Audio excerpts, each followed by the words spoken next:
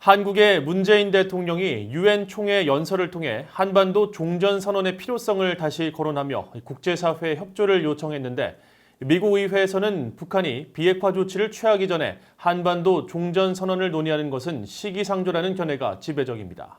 첫 소식 이조은 기자가 보도합니다. 미국 의회에서는 그동안 한반도 종전선언이 북한의 비핵화 조치 이후 논의될 수 있는 사안으로 지적되었습니다. 의원들은 공화당이든 민주당이든 당적과 상관없이 종전선언이 비록 정치적 선언일지라도 가장 중요한 북한의 구체적 비핵화 조치가 먼저 필요하다는 것입니다. U.S. shouldn't do anything in terms of providing relief until they do that. And when they do that, then we could talk about what we would do. 비핵화 달성을 위해서는 오히려 북한에 대한 압박을 완화해서는 안 된다는 강경한 기류가 큽니다. I think the important part is to make sure that we don't relieve pressure to Kim Jong-un to the point where he doesn't feel like it's necessary to achieve denuclearization. So to continue to give to Kim Jong-un what he wants without any concrete steps or actions on his behalf, I think is a mistake that both the United States and South Korea would be making. 상원 군사위원회 소속 공화당의 댄 설리번 의원은 더 구체적으로 종전을 위해선 북한의 태도를 지적하기도 했습니다. DMZ 비무장지대 38선 근처 북한의 도발적인 병력 배치 문제도 함께 제기돼야 한다는 것이 미국의 관점이라는 것입니다.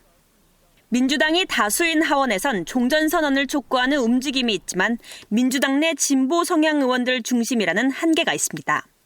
진보 코커스의 대북 어젠다를 주도하고 있는 민주당의 로칸나 하원 의원은 지난해 2월 하노이 회담 직전 한국전 공식 종결을 촉구하는 결의안을 대표 발의했는데 현재 지지 의원으로 47명을 확보했지만 여전히 진보 코커스를 넘어선 의원들의 지지를 얻지는 못하고 있습니다.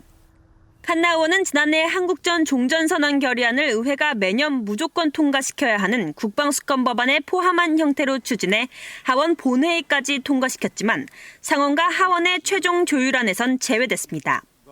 칸나 의원은 올해도 국방수권 법안에 한국전 종전선언 촉구 결의 조항과 예멘 내전 개입 중단 조항 포함을 추진할 방침이라고 밝혔지만 종전선언 관련 조항은 이번에도 포함되지 않았습니다.